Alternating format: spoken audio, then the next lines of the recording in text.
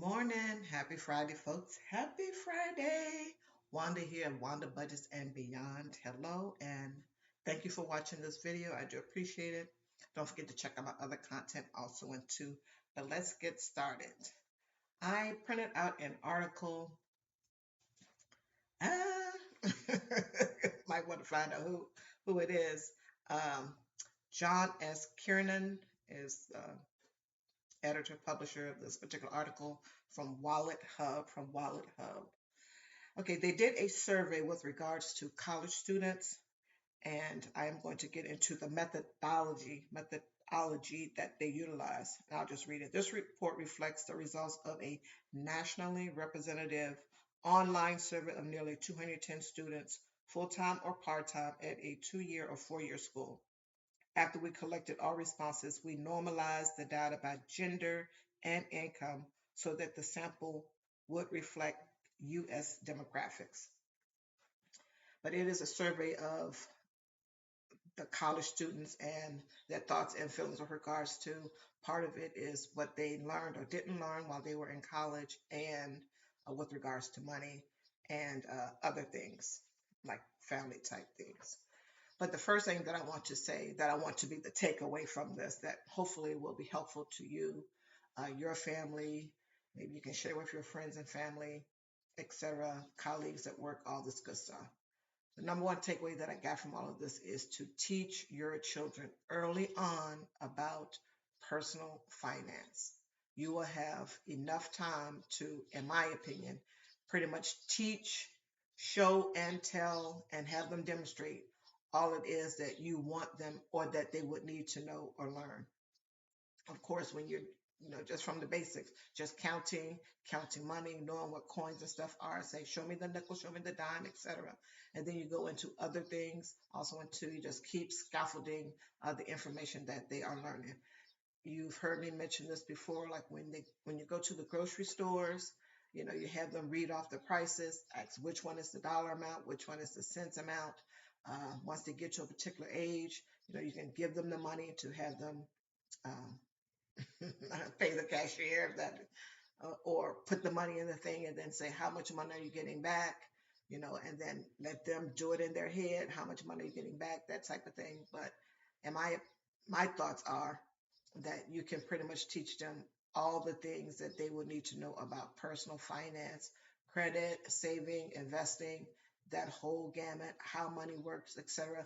I'm not saying something in depth like you're an economist or anything like that, but enough information so that they know the value of a dollar, um, how to spend their money well, how to delay gratification, i.e., get a sinking fund and save up for purchases, etc. And beyond that, but you get what it is that I'm saying. So yeah, I think that information, most personal finance information, can be learned and taught by you, the parent. Um, from the time that they are small till the time they get away from you. And of course, as we know, when they get 5 or 6 and they go into the public school system, if that's going to be the way, or they start meeting other people, etc., then other people's, information, gets into their head, and then they're going to decipher good, bad, or indifferent.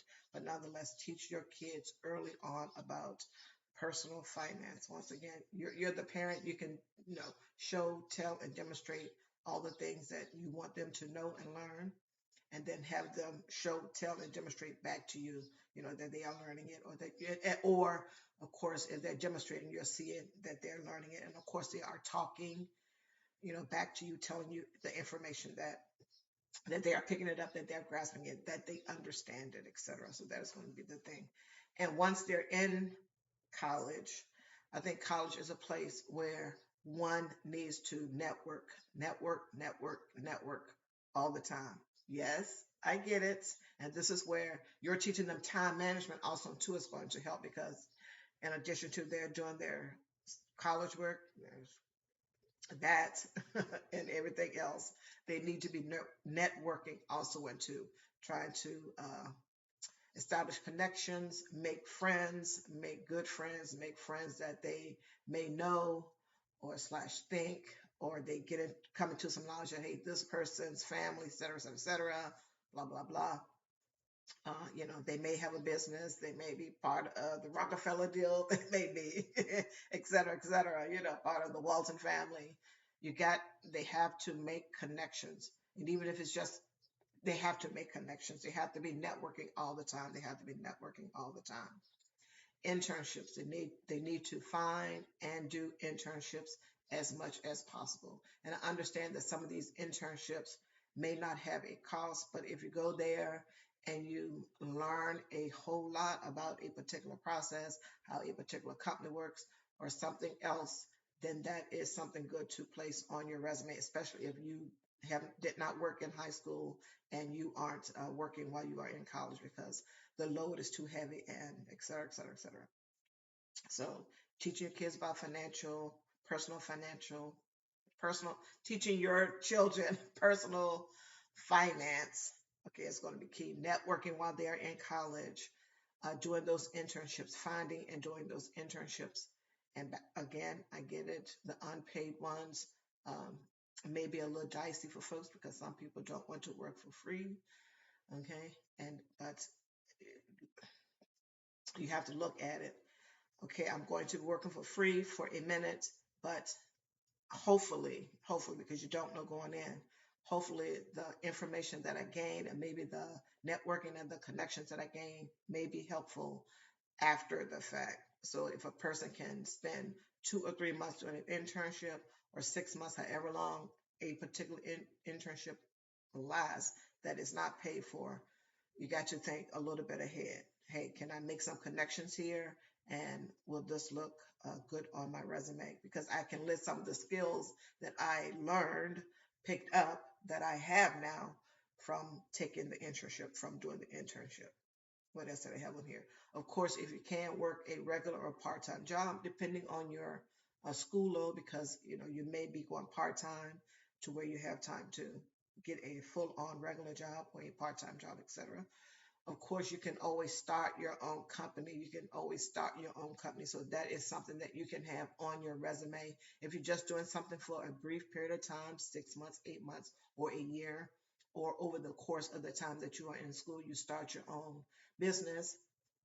Uh, for maybe for guys, more or less, you're hauling trash away, or you're moving furniture. And maybe for the ladies, maybe you're doing cosmetics, you're doing lashes, you're doing Mary Kay, something or another like that. You're working as an independent contractor, something, whatever it is, something that you can show that you have some skills at doing something that you can put on your resume once you're done with the 4 years or 5 years while you are in college. What else is right on here? Yeah, and of course the usual stuff, working at restaurants, being a waitress, retail, Target, Walmart, that type of thing.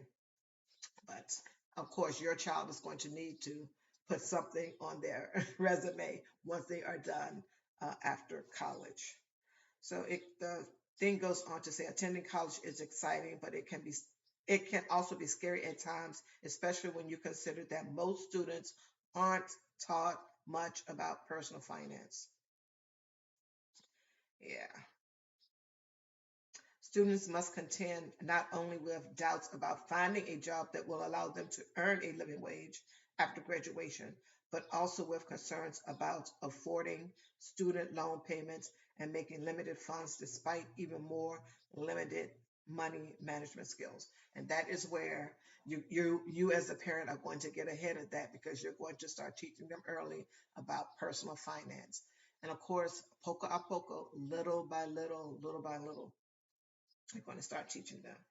So I'm gonna get into the responses, full survey, and the responses of these 210 students that they did this thing online. Uh, so the first question was, what is your biggest post-graduation fear? And of course, it gives percentages.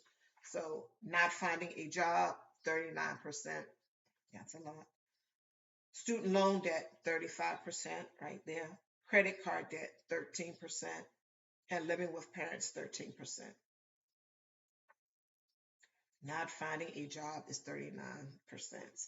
Gonna have to do some things to make yourself look Look beautiful, look great. Like this person is the greatest thing since sliced bread. As you know, there's going to be a whole lot of other folks competing for your particular job. And these some of these folks may have experience, some may not. So your resume is going to have to stand out. And of course, no, well, not of course, but if you share my reflection and have a funny name, file 13 or the circular file, that's a whole other issue, another hurdle that we have to jump over. So if we can put a whole lot of tools if we can put a whole lot of tools in our children's toolbox to begin with, that would be great. And teach them about personal finance. Back to that again. In my opinion, making sure that they get a job when they are in high school going to be great. Something to put on the resume because they're going to be, if they're starting to work at 16, etc., then by the time they get to college and out of college, I know 16 to 22 is not that much of a thing, but folks will understand when they're looking at your resume. Oh, they were in high school, K to 12, and then here. So they may have had one job or two jobs or three jobs, during that particular time. People will get it if they want to get it. Okay. Uh, okay. Do you think your tuition is a good investment? Yes, 77%. No, 23%. Okay. And I don't know whether this thing is after the fact. It says full time or part time. They were going to a 2 year, 4 year thing, and I guess they were in college at the time this was done. Has a parent's debt negatively impacted you? 54% yes, 46% no. And I can understand that they're in the home with the parent, and they may be hearing or seeing or act or maybe an active participant in maybe the parent's dad. They're talking about the dad. They're going without something, etc. Or at some point in their childhood have gone without something because the parents didn't have the money, etc. Or they may have gotten evicted, etc. Who knows? But that's understandable. Is your school doing enough to educate you about personal finance? 51% said yes. 49% said no. They are there to, whatever you said you wanted to take your course up, sociology, of course. Does that have anything to do with personal finance? If you just think about it right off the top, no. But actually, it does, but that's a whole other thing. So, once again, you're going to start with your children at a very early age, teaching them about personal finance because we know that K to 12 isn't doing it. And I, I'm, and it probably registered hopefully with these particular college students that when they looked at this question, et cetera, that they remember K to 12 and K to 12 did zero or very little. Have you checked your credit report in the last 3 months?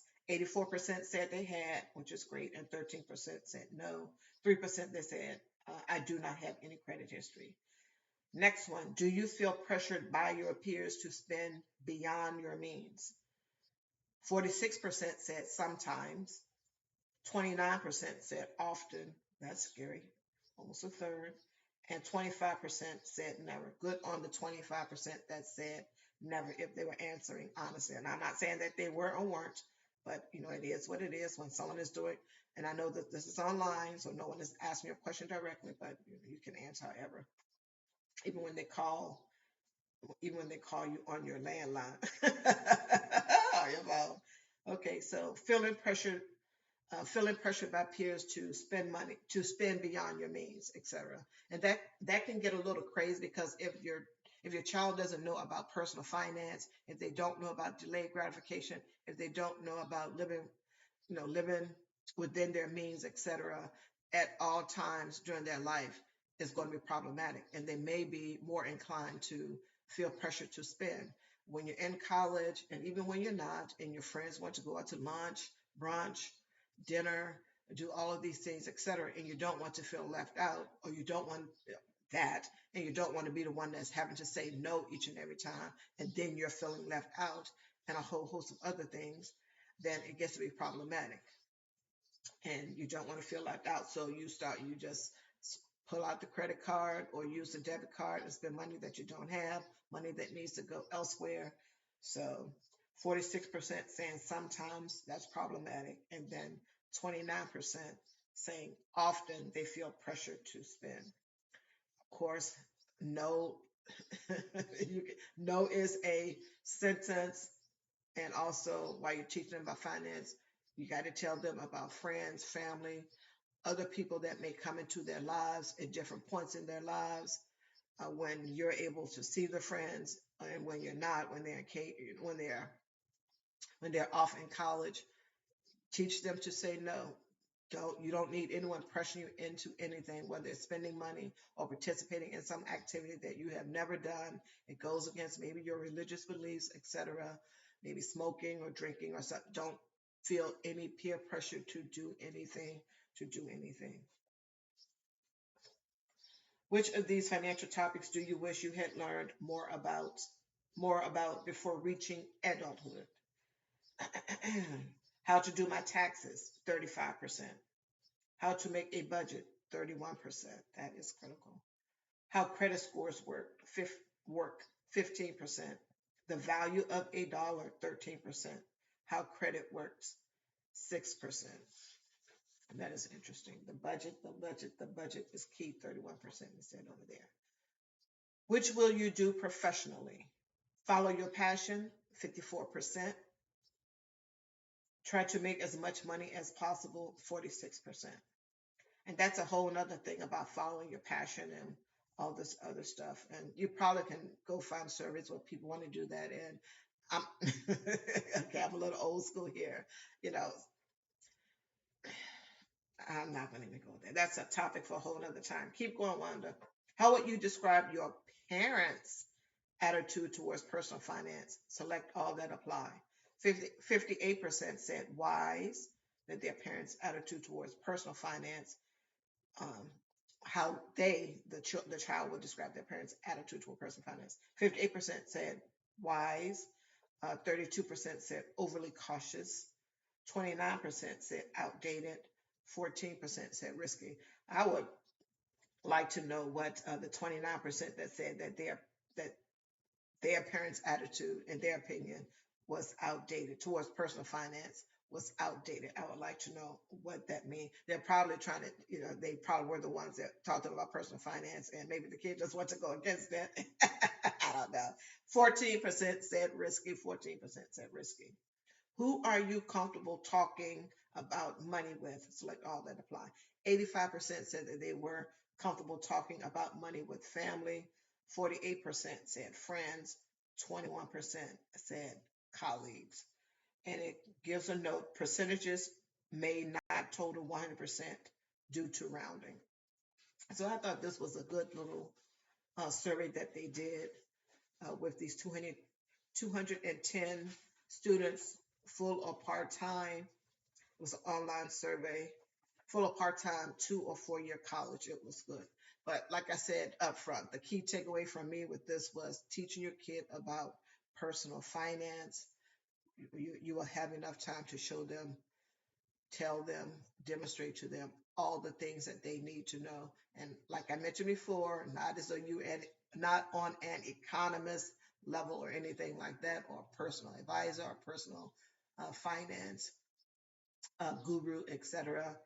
But just as a parent, with the basics, and then maybe a little bit on top if you want to dig a little deep, etc. Because there's information out here for free, or you can also pay someone, whatever it is you decide to do. But their being in the know about personal finance is going to help them way before they get to college. They're going to need this information way before they get to college. We already know, we've already established that K to 12 is not where it's going to happen. If it does happen, it won't be for like 2 or 3, it continues from, if they start in the 8th grade and it goes until the 12th grade. We know that that isn't going to happen.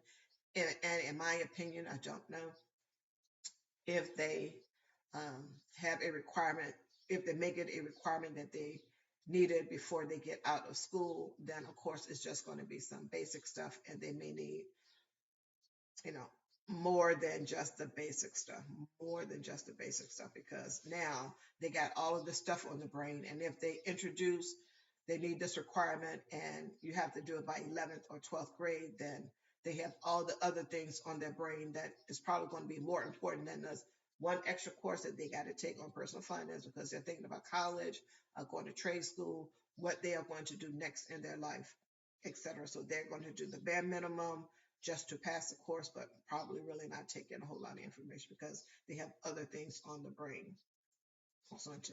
But you as a parent can, give them this information um, all along the way while they are young and until they leave your nest.